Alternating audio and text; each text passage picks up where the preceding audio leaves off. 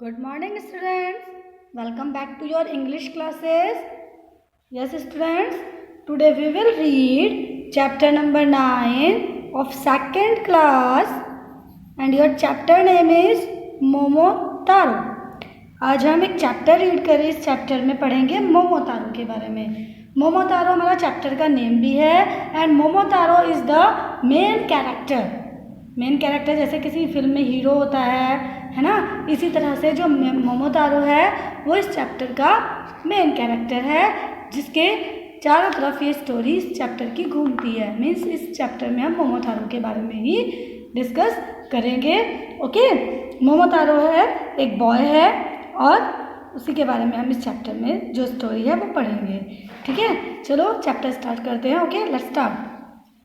They are one and boy, they are talking each other. ये आपस में बातें कर रहे हैं. एक गर्ल है, एक बॉय है.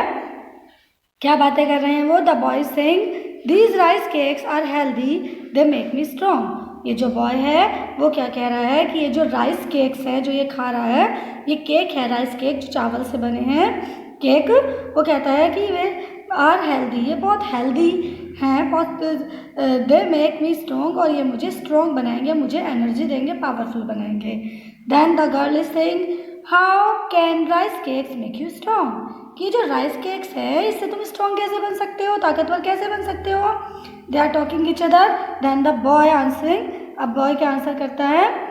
Just like they made Momotaro strong. जैसे उन्होंने मोमोतारो को स्ट्रॉन्ग बनाया, ऐसे ही वो मुझे स्ट्रॉन्ग बनाएंगे. ठीक है, हु इज़ मोमोतारो. अब जो गर्ल है वो क्वेश्चन करती है हु इज़ मोमोतारो, मोमोतारो कौन है. Then the boy answer. The boy ने आंसर किया लेट्स रीड अबाउट हिम. कि चलो हम मोमोतारो के बारे में जानते हैं कि मोमोतारो कौन है. Now our chapter started. अब हमारा चैप्टर स्टार्ट हुआ है. चलो चैप्टर के बारे में हम पढ़ते हैं और मोमोतारो के बारे में पता लगाते हैं कि मोमोतारो है कौन और कैसे वो राइस केक खाने से स्ट्रॉन्ग बना. ठीक है, let's start. A long time ago, an old woman and her husband lived in Japan. A long time ago का मतलब होता है बहुत लंबे समय ago, पहले. लंबे समय पहले मीन्स बहुत समय पहले की बात है. An old woman एक बूढ़ी महिला, and her husband और उसका हस्बैंड पति lived in Japan. कहाँ पर रहते थे? जापान में रहते थे. Every day the man went out to cut firewood. और एवरी डे प्रतिदिन जो मैन था, जो पुरुष था, जो व्यक्ति था, वो क्या करता था? बाहर जाता था टू कट फायरवुड. फायरवुड का मतलब होता है ईंधन की लकड़ियाँ. देखो ईंधन की लकड़ियाँ कैसे होती है, जैसे अब तो हम लोग गैस पे काम करते हैं, पहले जो चूल्हा जलाते थे, अंगीठी जलाते थे, तो उसमें तो लकड़ियों की ज़रूरत होती थी ना जलाने के लिए, जिसमें हम फायर जगह जलाकर जो खाना पकाती थी आपकी मदर मीन्स जो आपके ग्रैंड पेरेंट्स रहे होंगे. ठीक है, तो वो जो फायरवुड होती है वो ईंधन की लकड़ी होती है जिसको जलाकर खाना बनाते हैं. तो जो व्यक्ति था, जो मैन था, वो डेली लकड़ियाँ काट कर लाने के लिए बाहर चला जाता था. व्हाइल द वुमेन, जब और फिर वो जो वुमेन थी, जो महिला थी, वो क्या करती थी? Washed the cloth. पिक्चर में भी दिखाया गया है ना, कपड़े धोती थी. इन द रिवर, नदी के किनारे बैठकर वो कपड़े धोती थी. One day when the women, एक दिन जब वुमेन, वो औरत, वॉज वॉशिंग क्लॉथ्स, कपड़े धो रही थी. As showing in the picture में भी शो किया गया है. शी सा समथिंग बिग, तो उसने कुछ एक बहुत बिग, बड़ा सा देखा. इन द वाटर, पानी में कुछ बड़ा सा देखा. शी पिक्ड इट अप, और उसने उसको, पिक्ड का मतलब होता है उठा लिया, अप ऊपर. और फिर जब उसने पानी में उसको देखा, उसने उसको उठा लिया उस महिला ने. It was a giant peach. ये देखो किसकी शेप में? पीच, जैसे आड़ू होता है ना, वो जायंट पीच था. तभी तो इतना बड़ा था. जैसे जायंट होते हैं, राक्षस होते हैं, वो बड़े होते हैं ना, इसी तरह से जो वो पीच था वो जायंट पीच था, बिकॉज वो बहुत बड़ा था, राक्षसी आकृति में था. She thought that she and her husband would have the peach for dinner. और उसने क्या सोचा कि वो और उसका जो हस्बैंड, वो ही दोनों एक साथ रहते थे, उनके साथ और कोई नहीं रहता था. उसने सोचा कि वो और उसका जो हस्बैंड है वो डिनर में आज इस पीच को, आड़ू को खाएंगे. So she took it home. इसलिए वो टुक ले गई उसको अपने घर. किसको? पीच को. जो उसको वाटर में, रिवर वाटर में मिला था, उसने क्या किया, वो उसको लेकर अपने घर चली गई।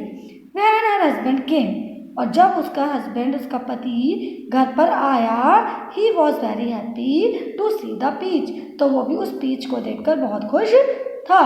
ही टुक अ बिग नाइफ, उसने एक बड़ा चाकू लिया, and cut it in half, और उसको जो पीच था उसको बीच में से हाफ कर दिया। A small boy jumped out of the peach, अब देखो वो बहुत बड़ा पीस था, तो उसमें से जब उसने उसको काटा तो उसमें से बाहर कूद कर, जम्प्ड आउट मीन्स बाहर कूद कर आया, आउट ऑफ द पीच, उस पीच से कौन आया, एक छोटा लड़का। At first the husband and wife were afraid, और जब एकदम से वो बाहर निकल के आया तो पहले तो वो डर गए, हस्बैंड वाइफ दोनों उसको देखकर। वर अफ्रेड मीन्स होता है डरना, भयभीत होना, उसको देखकर वो डर गए। However after the little boy told them not to be scared, और फिर बाद में जो लिटिल बॉय था, वो छोटा लड़का, उसने उनको कहा कि नॉट टू बी स्केयर्ड, कि भाई डरो मत। They were happy and decided to bring him up as their son, अब देखो वो दोनों अकेले ही रहते थे, उनका कोई भी बेबी नहीं था, तो उन दोनों ने ये डिसाइड किया कि जो स्मॉल बॉय पीच में से निकल के बाहर आया था, कि वो उन दोनों को, ब्रिंगिंग अप का मतलब होता है पालन पोषण करना, वो उसको पालेंगे पोसेंगे एज देयर सन, अपने ही बेटे की तरह। दे नेम्ड हिम मोमोतारो, और उन्होंने उस बच्चे का जो बीच में से निकल के आया था उसको जो है नाम दिया मोमोतारो, जो कि हमारे चैप्टर का नेम है, और आगे हम स्टोरी में पढ़ेंगे, मेन कैरेक्टर है इस स्टोरी का।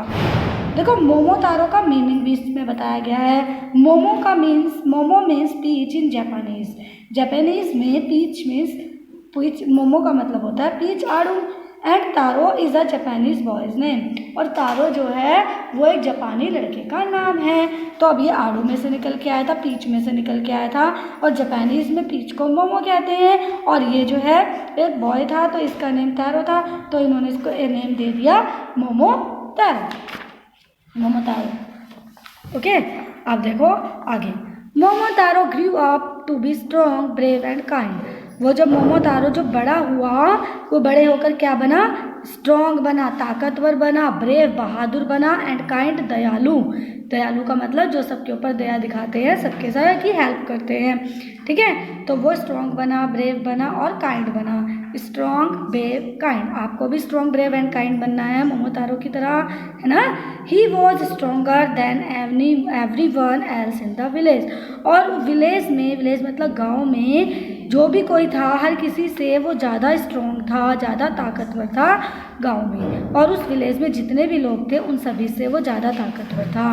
One day Momotaro heard about the devils who spread fear among the people, एक दिन मोमोतारो ने हियर्ड सुना, अबाउट बारे में, किसके बारे में, डेविल्स, डेविल कौन होते हैं, जो शैतान होते हैं, कौन होते हैं, शैतान, जो who spread fear among people, जो लोगों को के अंदर डर फैलाते हैं, डर बनाते हैं, लोगों को डराते हैं, उसके बारे में मोमोतारो ने सुना। He decided to go to the land of devils, तो उसने डिसाइड किया कि टू गो, जाने का, to the land of devils, उन शैतानों की जो धरती थी जहाँ पर वो लोग रहते थे, शैतान लोग, तो ही मीन्स कौन, मोमोतारो। तो मोमोतारो ने डिसाइड किया कि वो उन शैतानों की दुनिया में जाएगा। He wanted to fight them and make them run away, और वो क्या चाहता था, wanted मीन्स चाहता था, to fight लड़ना, them उनसे, and make them run away, make them run away, run means होता है ना दौड़ना, और उनको दौड़ाना चाहता था, भगाना चाहता था।